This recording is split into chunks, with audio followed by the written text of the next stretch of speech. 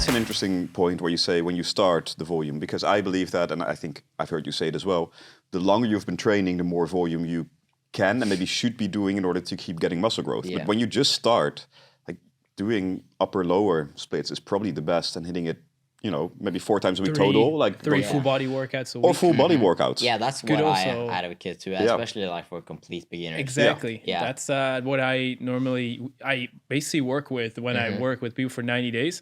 For the first 90 days, they will be doing 3 workouts a week, and they're all full body. And They it gives all amazing results. they get pretty damn good results, and it's just because they are consistent. And I mean, like you said, they have more time, and you have to have that motivation. But if someone is not motivated and you only give them 3 workouts a week instead of the 5 or 7, because some people, actually people that join the 90 challenge say that their parents or people around them ask, so how many workouts a day do you do now?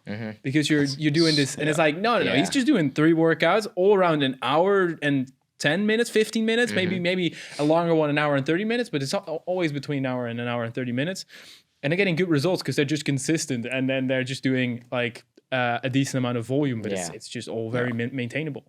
And that's what I would recommend most of the time. It's with everything, right? Yeah. I think if you have a workout split that is just too much, Yeah. then you're going to say, oh, I'll skip one day. And once you start skipping one day, it just starts to fall down. Same with habits, right? If you build habits, but you have too many habits, you think, oh, you know what? I'll just skip the reading today. And then you just skip everything. Yes. So I think what both of you say, just make sure it's sustainable, it's doable for a long period of time. Yeah. That is probably the best tip out there for anyone starting. But even if you've been going to the gym for years, right? Yeah. Just keep going and make sure it's sustainable. Yeah, that's a good one, because it's like, I wanna read more a day. I wanna do cold showers. I wanna make the bed. I wanna open the curtains. I wanna do this. Yep. And as soon as you have a tipping point and you skip the first one, you're gonna skip all of them. Yep. Yeah.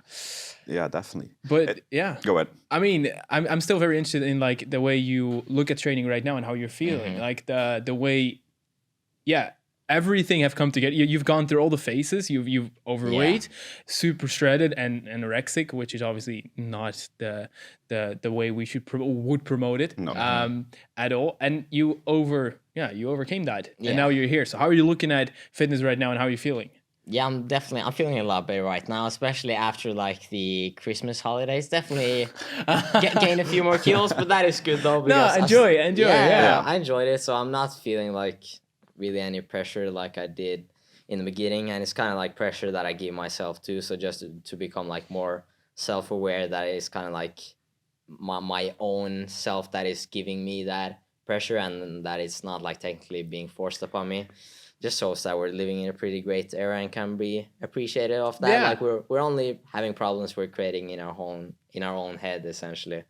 So trying to just focus on being more grateful for all the good things instead of being like focused on my ignorant little problems going on in my head.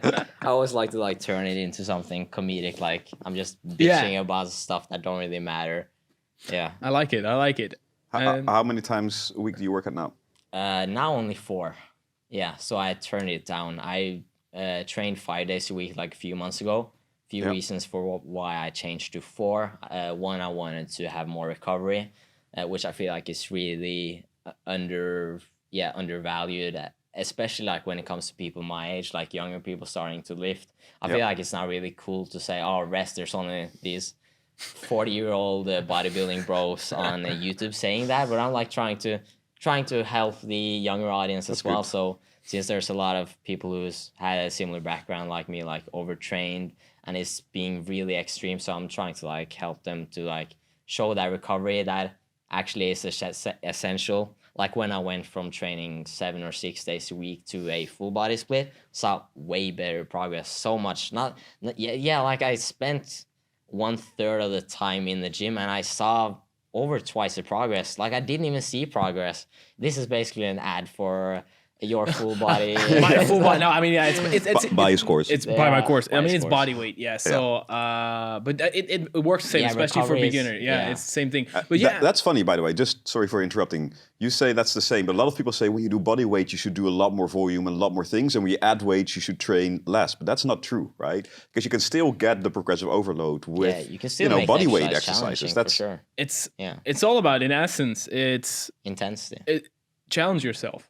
That's the thing. If you can do, if you're not within those like 3 reps of failure, basically, I mean, which a lot of people are not with bootstraps, for example. And they're like, all right, let's do 3 sets or 4 sets or 5 sets of 12 reps, and you can do 30.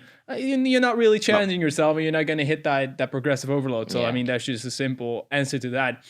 If you can do that, add 20 kilograms to that. Go do pull-ups with I think 20 kilograms. People are probably just assuming that since you're doing body weight, they're only doing like crunches and push-ups and things that are pretty easy for like low reps. But as you guys have shown, there's a lot of hard calisthenic exercise you can do, which I'm nowhere near of doing. So dude, we're gonna try it. Yeah, we're gonna try it after this podcast for that. sure. Can't wait for that. And look at gymnasts, right? Those guys can be used. Yeah. So I mean, and I don't think in their life lots of rest days exist, but they're just a different breed maybe. I would not recommend any type of training like that, but only for performance, which these guys are doing. They are training for the Olympics. Like if you want to be the best in the world, you got to train like the best in the world, and you got to be actually working out, training on certain stuff for like, I don't know, 5 to 6 hours a day, maybe even longer.